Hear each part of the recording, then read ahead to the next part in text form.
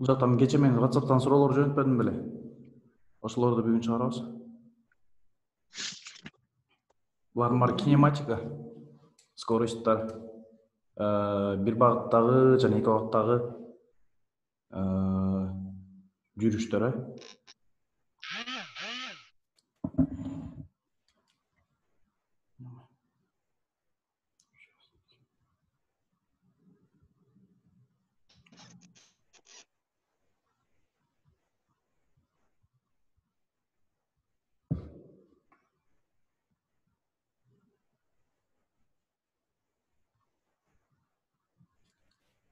Бул бир топ чыгара берели эле.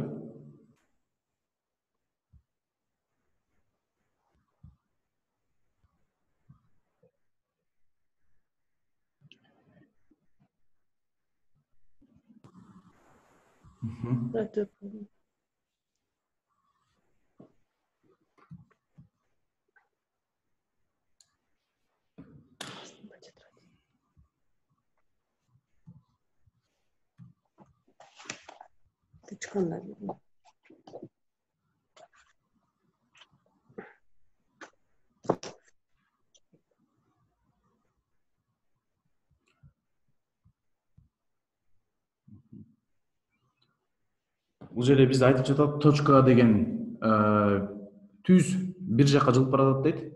Анын графиги деген 11-чи бул сүрөттө берилген да. Бул жакта деген графикте деген биринчи вертикальный жагы өткөн жолунун аралыгы метр менен берилет. Бул жакта канча убакыт өткөнү секунда менен. Ушул графиктин жардамы менен бардык убакытта өткөн орточо ылдамдыгын тапкыла дейт. Орточо ылдамдыгын оңой эле табабыз. Ылдамдык орточо бардык өткөн жолу бөлүнгөн бардык өткөн убакыт бардыгы. Бул графиктен карасак, бардык өткөн жолу 2 метр жол экен, могул жерге чейин 2 метр жол жана бардык өткөн убакыты бул жер 20 болсо, ар бир клетка 2ден болсо, бул жер 12, 14, 16, 18, 20, 22, бул жер 24 болот. Значит, ылдамдыктын орточосу барабар, бардык өткөн жол 2 метр, бардык өткөн убакыт 24 секунда. Бул барабар 1 бөлүнгөн 12 метр бөлүнгөн секунда болот. Кийинкисинде Б-сында деген эң чоң скоросттун ылдамдыгын сурап атат, максимальный скорость. Максимальный скоросттун деген кантип табабыз? Бул жакта деген графиктен эң чоң турганды табабыз, же болбосо графиктин бизге деген аралык жана убакыт менен берилген үчүн аралык бөлүнгөн убакыт кайсы жерде эң чоң болсо, ошол жерде эң чоң ылдамдык болот. Бул жерде мисалы эң баш жагын карасак деген аралык бөлүнгөн убакыт аябай аз болот. Анткени аралык аз, ылдамдык чоң, убакыт чоң жана бул жерде ылдамдык аз болуп калат. Дагы мындай келе берсек, дагы деле максималдууга жетпейт. Дагы 10дон баштап бул 10, 12, 14. 14ке чейинки, бул точкага чейинки, ошоларды карасак, бул жерде деген S чоң, S деген аралык. Аралык эң чоң жана убакыт кичинекей. Кичинекей убакытта көп аралыкты басып өттү деген. Анан ушул жердеги S менен убакытты, аралык менен убакытты бөлсөк, ушул жерден эң чоң ылдамдыгын таба алабыз. Бул жерде эсептеп көрө турган болсок, бул жерде 6дан 14кө чейинки аралык, жок. Бул жер 0.4 болот, 0.4төн бул жер 1.4. 1.4төн в максималдуулугу барабар бөлүнгөн дельта Т барабар 1.4 минус 0.4. Ушул эле жердеги убакытты тапсак 1.4-төн жок 14 секундадан 10 секундага чейин экен, же болбосо 10 секундадан 14 секундага чейин 14 минус 10 дейбиз. 14 минус 10. Бул барабар 1 метр бөлүнгөн 4 секунда. Бул барабар 0.25 метр бөлүнгөн секунда болот. Метр бөлүнгөн секунда. Максималдуу ылдамдыгы 0.25 метр бөлүнгөн секунда болот экен. Акыркы В суроосунда Т0 деген убакыт бар экен. Т0 деген убакыт бар. Ошол убакыттагы ылдамдык ошол убакытка чейинки орточо ылдамдыкка барабар болот дейт. Мисалы деген эң баш жагын ала турган болсок, же болбосо 10 секунддан ала турган болсок, бул жердеги ылдамдык аябай чоң. Бул жердеги ылдамдык чоң, бирок орточо ылдамдыгы мындан кичинекей болуп калат. Бизге деген эмнеси керек ошондо? Орточо ылдамдык деген баардык өткөн жолу андан кийин бөлүнгөн баардык убакытта. Мисалы мону эң биринчи асында тапкандай бүттүк жагынан орточо ылдамдыгын тапсак, же болбосо баардык убакыттын орточо ылдамдыгын тапсак, мындай кылып таба алсак болот. Акыркы точкага келип туруп, түптү чийик сызып туруп, ушуну бөлүп туруп, же болбосо ушунун слоп кандай ийилгенин тапсак, ошол скорость болуп калат, орточосу. Бизге дагы ылдамдыгын, любой точкадагы ылдамдыгын табыш үчүн мындай кылып алсак болот. Мисалы, бул точкадагы, могул точкадагы орточо ылдамдыгын таба турган болсок, могул точкадагы ушул жерге чейин, 0-дан баштап ушул жерге чейин түз сызык сызып туруп, ошо аралыкты убакытка бөлүп койсок болот, убакытка бөлүп койсок болот. Бизге деген ушул бир убакыттагы менен баардык орточо ылдамдыгы барабар болгондугу керек. Бизге ошону 0-дон баштап чийгенде, биздин чийигибиз менен, мисалы, мындай тоголок болсо, биз мындай чийгенде неме болуп атпайбы? Могул жер деген кандай айтсам, ушул айлананы жанып өтөт, неме 90 градус менен. Бизге дагы ошондой бир чекит керек. Аны биз табыш үчүн мындай чийип көрөбүз, любой жерде. Мындайынан барып, короче, чийсек, могул жерде түз сызык ушул жерден 90 градус менен жанып өтөт экен. Мындайынан. Бизге ушул чекиттеги убакытты тапсак, ушул чекитте эң кичинекей мындай бөлүктөргө бөлүп туруп, могу эки чекитти бөлүп туруп, могул жер менен бул жерди бөлсөк дагы, же болбосо могу чоң мындайынан келип туруп, бул жактан убакыттын общий бөлсөк дагы экөө барабар болот. Бизге деген ошондо кайсы точка? 10, 12, 14, 16. 16 деген секундада ошол чекиттеги ылдамдык менен ошол чекитке чейинки, же болбосо ошол убакытка чейинки орточо ылдамдык барабар болот. 16 секунда В, 16 секундада Т0 барабар 16 секунда.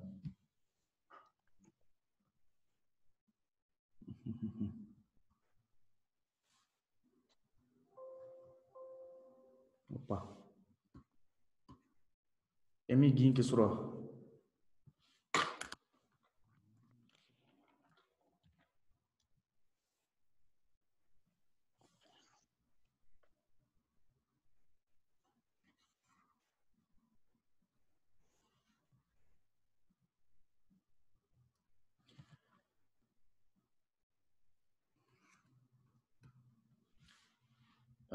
Эки частица дейт. 1 жана 2 бирдей ылдамдык менен жүрүп барышып атат дейт. Алардын ылдамдыктары деген. Жок, экөөнүкү бирдей эмес, бирок булардын ылдамдануусу жок, ылдамдыктары эч качан өзгөрбөйт дейт. V1 жана V2 экөөнүкү. Бирдики V1, бирдики V1, экиники V2. Их радиус вектору в начальный момент равны R1 и R2. Бирдики деген радиус вектору деген бир эгерде бир x y деген координат алсак, мындай.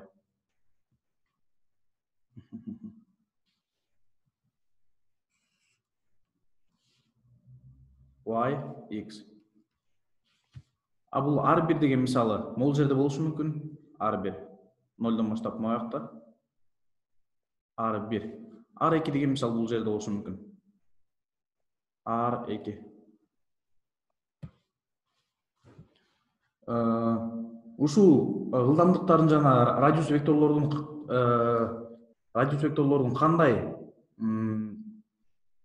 соотношение деген кандай болуп калат? Соотношенияларында экөөнүн ушу V1, V2 жана R1, R2нин кандай соотношенияларында булар бири-бири менен сүзүлө алат, же болбосо бири-бири менен жолуга алат дейт. Бизге ал үчүн булардын жолугушу үчүн мисалы бул R1 деген ушул жерде туруп, бул V1 деген ылдамдык менен могул жака кетсе, анан кийин ушул точкага алып келсек, мисалы бул жер деген 0 O деген точка, бул жер деген A, B деген точкада турган, бул жер С. Анан бул экинчи частица дагы ошондой менен кетсе, мындай менен барып туруп, сыганы өтсө, бул деген V2 деген скорость менен жүрөт, Бул R1, V1, T, V2, T. Экөө тең бирдей убакта чыгып туруп, бирдей убакта сүзүлүшү керек. Ушул жерге бирдей убакта жетиш керек. Анткени экөө башка убакта жетсе, бул ашып кетиши мүмкүн, бул калып калышы мүмкүн. Экөөнүн тең убакты бирдей болуш керек. Жана бул жактан ушул жерге жеткен эмеси вектору R3. R3 деп койсок болот. Булардын баардыгы векторлор.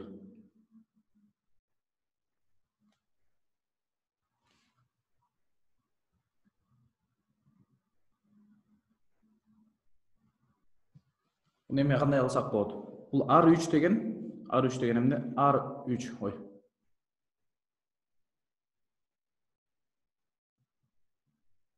R3 барабар. Бул барабар эмне кылсак болот? R1 плюс V1 менен T-га барабар болушу мүмкүн, же болбосо R2 жактан да барсак болот, R2 плюс V2 плюс убакыт. Бул жерде R1 плюс V1 T векторлор бардыгы. А эгер вектор эмес мындай түрүндө жазсак деген кандай болуп калат? R3-түн квадраты барабар R1-дин квадраты плюс V1 T-нын квадраты болот. Ушундай эле бизде вектор түрүндө алып беребиз. Ушундай алсак болот. Жана дагы R3 барабар R2 плюс V2 плюс көбөйтүлгөн убакыт. Булар векторлор дагы. Эми деген бул R3 деген экөө тең R3 бир точкада болуш керек. Ошол точкага чейин сүзүлүш үчүн бир точкага барыш керек. Бир точкага барса, значит могул R2 плюс V2 T, R1 плюс V1 T экөө барабар болуш керек. Экөө тең R3-га барабар, экөө барабар десек болот бул жака. Могул жактан баштап жаза берейин. 1 2 3. Баштан 4-төн баштайбыз. Ошондо R1 плюс вектор V1 T барабар R2 плюс V2 T вектор. Эми кандай алсак болот? Арларды бул жака, убакыты барлар бул жака өткөзүп койсок, R1 минус R2 вектор барабар V2 T минус V1 T векторлор. Эми R1 вектор минус R2 барабар V2 минус V1 деп туруп убакытты сызга чыгарып койсок болот. Time. Эми деген убакыт деген минус боло албагандыгы үчүн, же убакытты бул жерден табабыз. Убакыт барабар кандай болуп калат?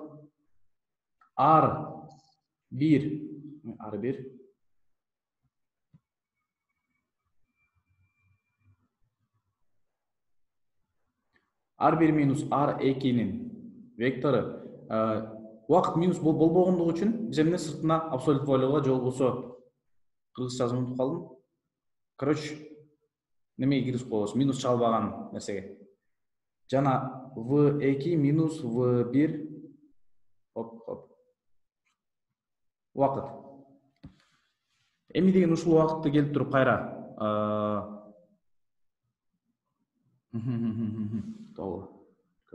при каком соотношении между частицы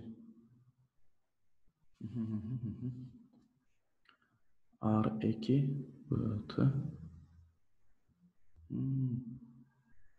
келип туруп кайра могу биздин мурунку теңдемени кайра ордуна койсок болот, могу тынын ордуна. Бизде деген кандай болуп калат? Эгерде могуну алсак деген R1 минус R2 барабар V2 минус V1.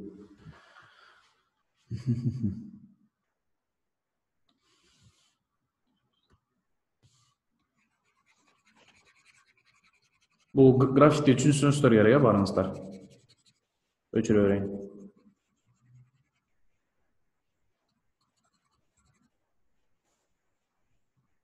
Опа.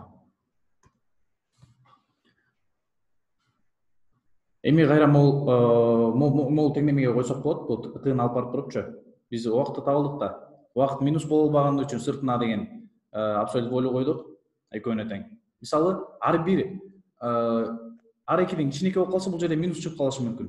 Же болбосо биз деген билбейбиз. V2 V1'ден кичинекей болуп калса да минус чыгышы мүмкүн. Бирок убакыт минус чалбагандыгы үчүн сыртына мындай белгини койдук. Эч качан минус чыкпайт деген, Аны эми кайра келип туруп маяка коебуз. R1'дин вектор минус R2 вектор барабар V2 минус V1 векторлор барды. Убакыттын ордуна могуларды коебуз. Хоп.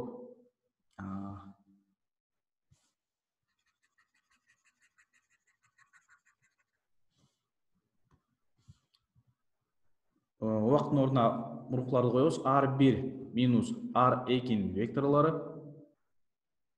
Хоп. Бөлүнгөн V2 минус V1 векторлор. Ошондо булардын соотношениялары кандай? Муну R1 R2'nin бул жака өткүзсөк, V1 V1 минус V2'nin бул жака өткүзсөк, жок, просто R1 минус R2'nin эле бул жака өткүзүп коет экенбиз. R1 минус R2'nin векторлору бөлүнгөн R1 минус R2. Булардын айырмасы бул сыртында минус чалбайт, барабар V2 минус V1 сопанын ичинде бөлүнгөн V2 минус V1 векторлор. Чогулуусу ушундай болот. Просто айырмасы бул жакта минус чалбайт. Эмеси ушундай эле болот соотношениялары.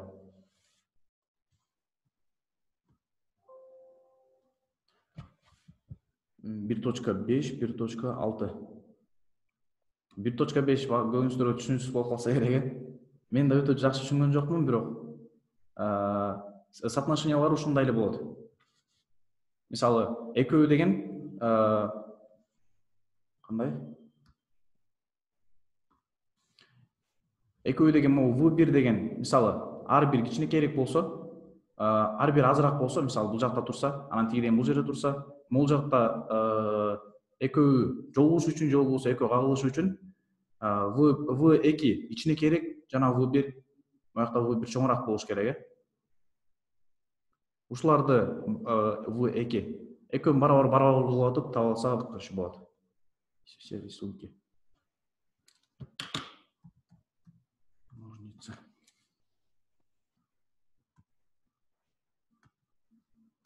Создать.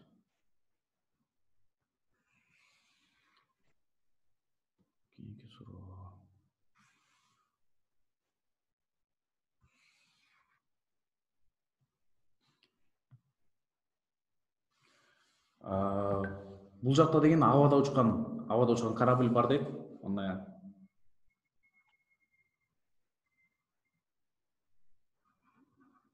корабль бар. Ал деген экватордон жүрүп баратат дейт. Мисалы, экватордон чыгышты карай жүрүп баратат дейт. Чыгыш деген мисалы могул жакта Кытай, Япониялар чыгышка. Экватордо мисалы неме болсо, дүйнө болсо, экватор деген мындай түз сызык. Могул жакта деген Япония же болсо, Япония деген могул жагында болуп калат, түстүрүк жагында. Короче, экватордон жүрүп баратат, чыгышты көздөй. Анан кийин с юго-востока под углом 60 к экватору дует вечер.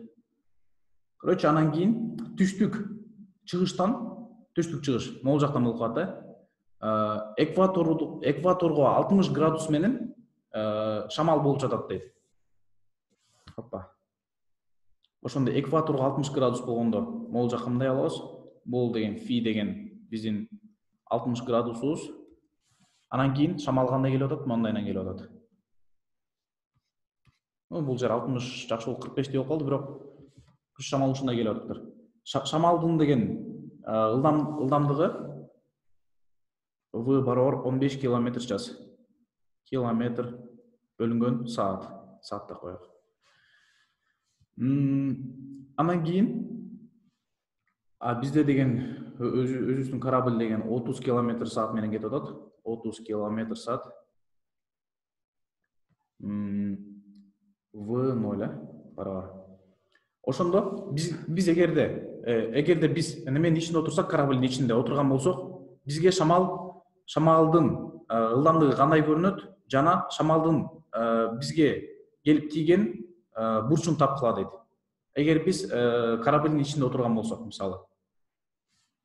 Бул жакта деген кандай? Мисалы биз бир машинада деген 100 км/саат менен кетип атсак, 100 км/саат. Анан деген ичинде отурган киши бул өзүн мисалы эгер эч кандай кандай десем, бирдей неме менен кетип атса, бирдей ылдамдык менен кетип атса, бул жакта деген аябай жарандай сонун жерде отурса, жолдордо түтүс болсо, жөн эле отургандай эле болот, мисалы ылдамдыгы болбосо, эч кандай күч келбесе. Анан кийин бул жакта деген дагы бир машина 50 км/саат менен кетип атса, километр/саат. Бул жакта отурган кишиге бул 50 км/саат менен келаткан машина 150 км/саат менен келаткандай көрүнөт да. Мисалы бул жакта да ошондой бир нерсе.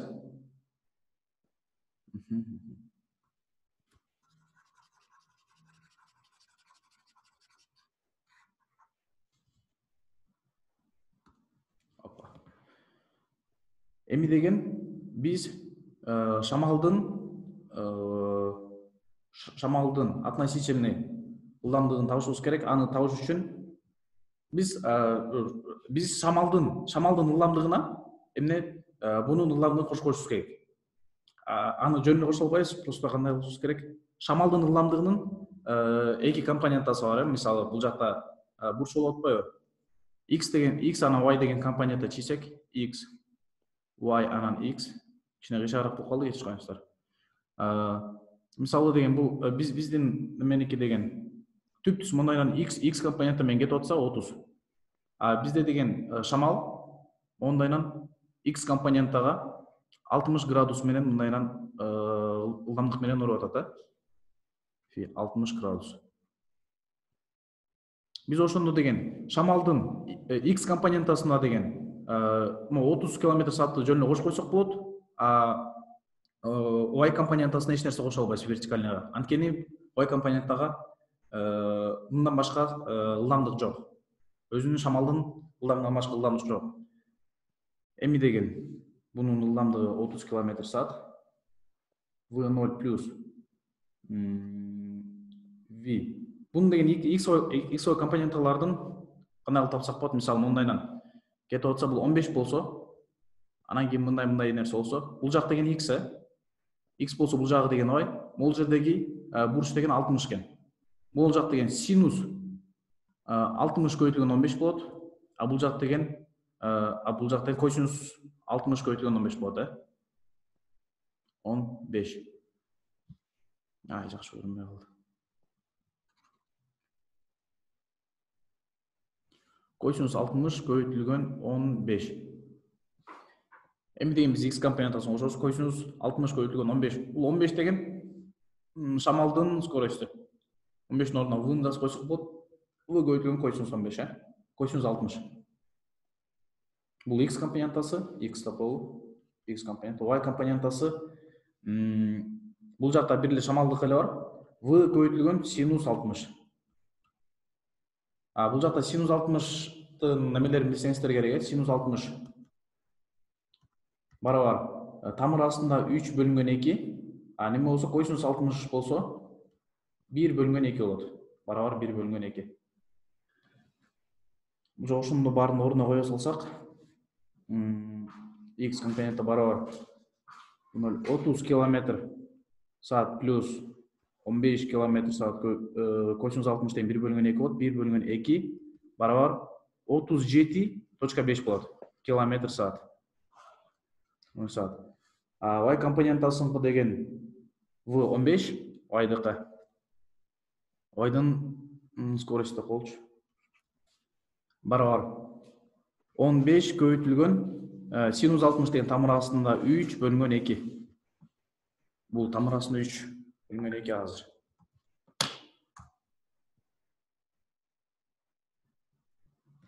Он 5 көбөйтүлгөн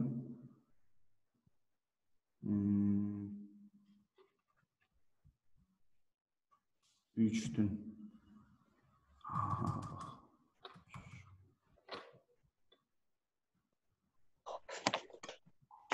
3-түн тамыр астына 2-си көбөйтүлгөн 15. Хоп. Буну бөлөбүз кайра 2-ге. 12.99, буну 3 деп койсок да болот.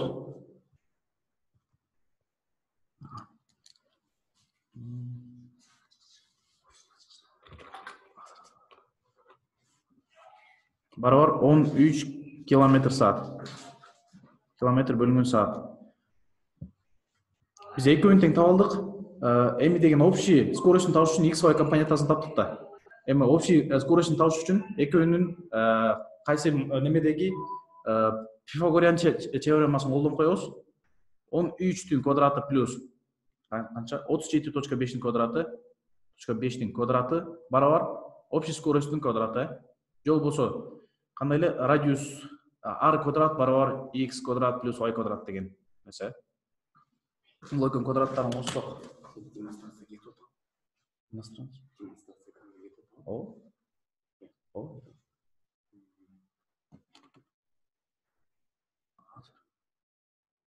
Бул экөөнүн кошсок деген 13-түн квадраты деген 149 беле? Мындай калькулятор менен кошо салайынчы. Опа. 13-түн көбөйтүлгөн 13 плюс 37.5 бөлгөн 37.5. Хоп. 15.75 25. Буну кайра тамырдын астына алышыбыз керек. 0.5. Опа. Бардык ылдамдыгы 39.68. Буну 39.7 деп койсок болот. Орточо, шамалдын ылдамдыгы кораблга карата 39.7 болот экен. В эмнеде коелу ошондо? В мондай, биз мону табышыбыз керек болчу. Скорость ветра относительно корабля. Короче, барабар 39.7 км саат.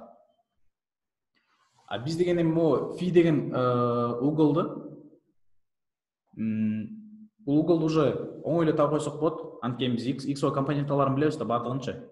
X компонентасы деген 37.5. Y компонентасы деген бул жактан канча болот? Y компонентасы деген 13 болчу. 13 км саат болчу. Километр саат.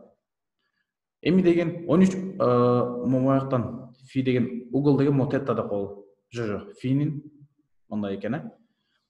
Биз деген эми алсак мындай болот. 13 км саат бөлүнгөн 37.5 км саат барабар Неме тангенс фи мындай болот. А бул уголду деген короче калькулятордон чыгара алса болот. Азыр менин жанымда калькулятор жок болгон үчүн чыгара албайм. Бирок жобунда вроде фи барабар 19.1 болчу.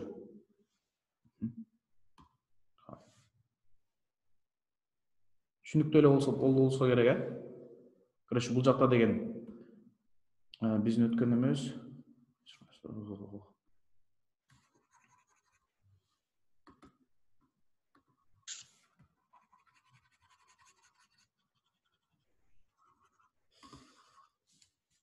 отуз жети точка тогуз, ошондой.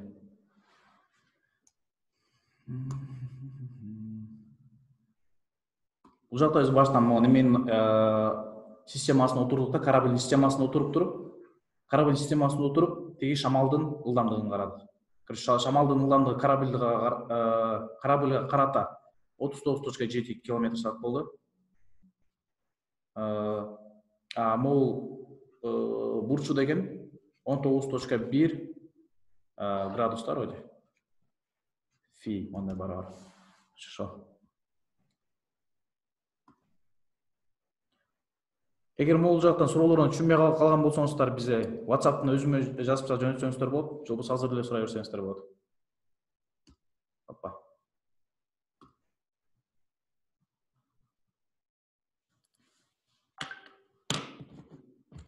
Азырда эжелер менен азыр 15 мүнөт эз алуу кылайлы. Анан кийин мен сиздерге азыр суроолор жөнөтүп коем. Ошолорду чыгара берсеңиздер. Бүгүн чыгара турган суроолорду WhatsApp'ка жөнөтөм, сүрөткө тартып туруп.